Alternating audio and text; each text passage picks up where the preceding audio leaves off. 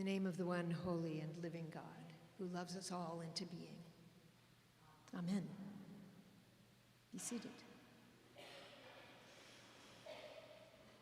Thinking about today's readings together, the advice about never taking first place, about inviting the poor and needy, about entertaining strangers and caring for prisoners, about not being haughty, thinking about all of this together, we can gather a sense of a particular attitude, a way of relating to the world, more than simple advice about where to sit at a banquet. The collect points to a whole way of living, a way in which our whole selves, body, mind, and spirit, are aligned with God, with the basic structure of creation, which the readings reveal to be hospitality. Hospitality means welcome, sharing what we have and what we are with others. Hospitality means open doors, generosity, open hands offering friendship and inclusion. Hospitality means never saying there is not enough for you. Hospitality means saying, come in, sit down, join us. We are glad you are here. In the reading from Hebrews, we heard a very famous line, maybe the only line of Hebrews everybody knows. Do not neglect to show hospitality to strangers, for by doing that, some have entertained angels without knowing it. This refers, of course, to the hospitality of Abraham and Sarah under the oaks of Mamre, where they scrambled about their tents to provide bread and wine and meat for passing strangers. Strangers who were seen in retrospect to be angels, messengers from God to assure Abraham and Sarah of the truth of God's promises that they would soon have a child and begin the line which would generate progeny more numerous than the sands of the sea or the stars of the sky. When we think about hospitality, what it can mean in our lives here at the cathedral and our lives in our neighborhoods and workplaces, wherever we are, it is useful to think about Abraham and Sarah.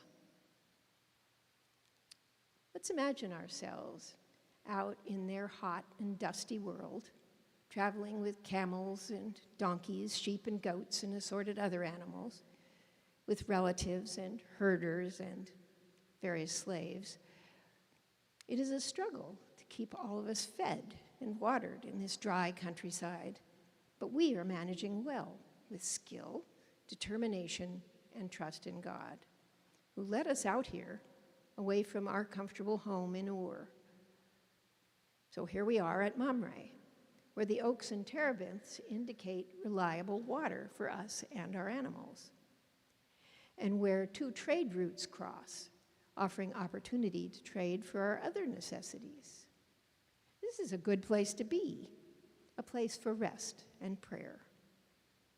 And here come some visitors. Now they seem to be on their own, without flocks or herds or a caravan of supplies. But we understand the essential rule of nomadic people, that the stranger is welcomed to food and drink and shelter, because that is the only way human beings can survive in such an inhospitable environment. There's water at Mamre, so that part's not hard. But any wine or grain we have has been carried a long way, is part of a precious store, but to be shared nonetheless. Sarah grinds grain, builds a fire, mixes ingredients, and cooks them in some sort of bread or cake. The centerpiece of generous welcome tends to be meat. So an animal is chosen from the herd, killed, drained of blood, butchered, and then cooked. This is a lot of work, and this is the hospitality they freely offered to these people they had never met. setting an example for all time of showing hospitality to strangers, and thus entertaining angels unaware. I believe that when we truly welcome strangers into our lives, into our communities, we are entertaining angels, messengers of God. I do not mean that each one will have a specific message as life-changing as your elderly wife will have a baby next year. But I do mean that at each such encounter in which we open ourselves to the new person, we open ourselves up to whatever God is wanting to do in our lives, whatever God is wanting to say to us at that particular time. The logical corollary to this is that whenever we ignore the stranger, neglect to provide welcome and hospitality, we're probably missing part of the blessing that God has for us. Fundamentally, I believe that we should welcome the stranger because that is how we're meant to live as individual representatives of the infinite love of God for each individual. But selfishly, we don't want to miss out on any gift that God may have to offer us. I believe that the world of desert nomads is a parable of life for all people in all times and places. It tells us that we need one another. We need the shelter of community, the nourishment of shared meals, shared life. Without hospitality, we are each alone, which is not how we were created to live. We cannot have fullness of life without hospitality offered and received. This is our understanding of reality. There are traditions that say that the world is the domain of various beings, divine or demonic, which demand propitiation. And around us, we see many modern secular philosophies of life which similarly speak about us and them, about our need to secure a place in the world at the expense of others. This kind of thinking is a frightening presence in our world right now. And I vividly remember from some decades ago, one of my students insisting in ethics class that he did not want to study anything about services to the poor, et cetera, because, and I quote directly, other people need to be poor so that I can be rich.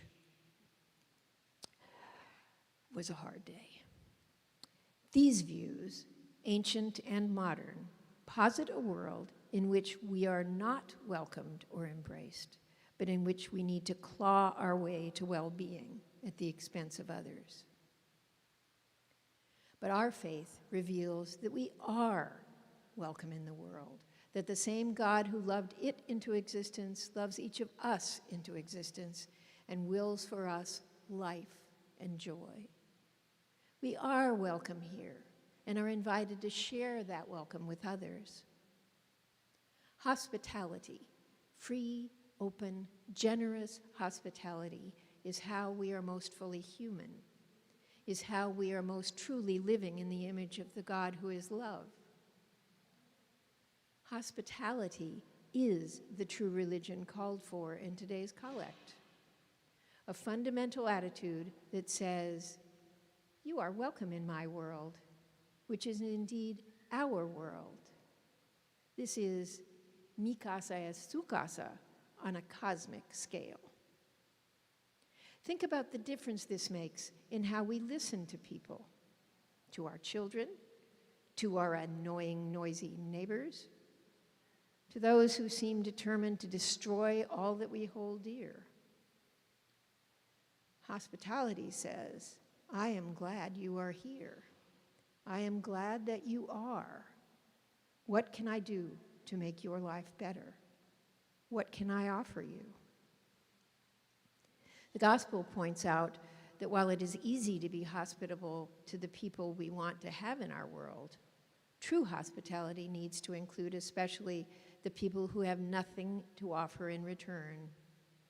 a welcome that says, as God says, I am glad that you are. There is abundance of life in living generously with open hearts and open hands. But it is not easy. It takes discipline, practice, intentionality. Some people begin their discipline of hospitality by inviting strangers to join them, for instance, at church, or by offering a seat at the subway, or by conscientious politeness to the most disagreeable, or by sitting down and listening to what they have always considered to be the boring ramblings of a relative or neighbor. This discipline of behaving hospitably, welcoming people into our world, even when we would rather shut ourselves off, changes our hearts. Another approach to growing in hospitality is from the inside out, starting with prayer. Jesus taught us to pray for our enemies, to include even the people who make us most uncomfortable. It is again a question of discipline. I can begin my work of hospitality by recalling the people I know I do not honestly welcome in my world, people who are cruel, or who seem to be trying to destroy our world, or who interfere with what I try to do, by calling those people into my mind when I settle down to pray. This can be a challenging discipline, to invite those others into my prayer life, into that innermost place I share with God. In Hebrews, we are admonished to remember prisoners as if prisoners ourselves. This is an interior hospitality which invites others in all of their pain and difficulty, and even willful ignorance and viciousness, into our hearts and prayers. Again, welcome to my world. What can I do to help? What can I offer you? And again, growth happens and our behavior changes. I become better able to live out the hospitality I am practicing in my heart.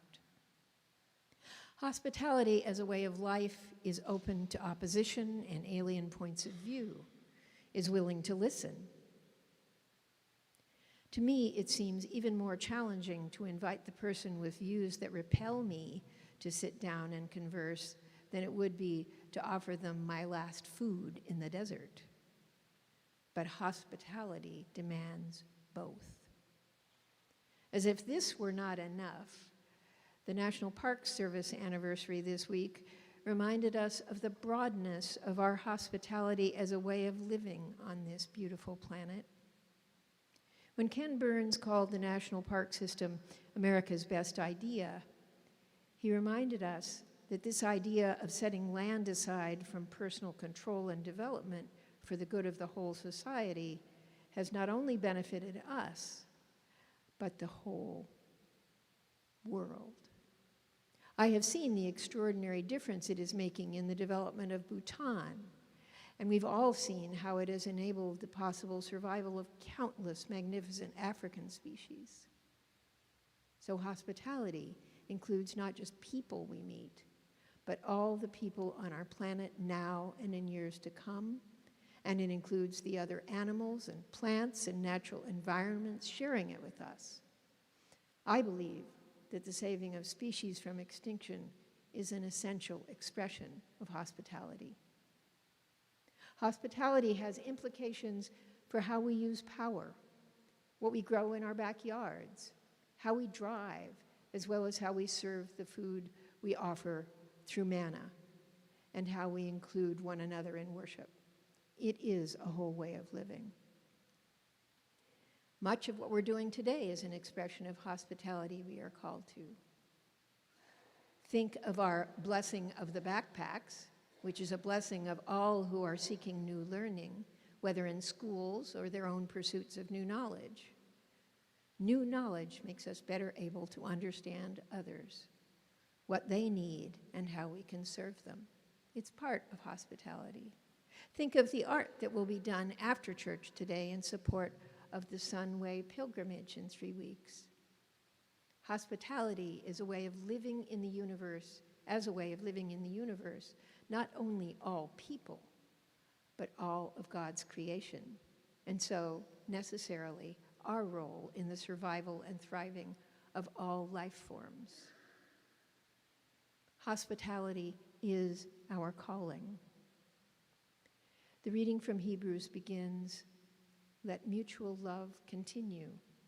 Indeed, let it continue and grow and thrive among us, so that everyone we encounter may know themselves welcome in the world, welcome in life, and especially welcome with us."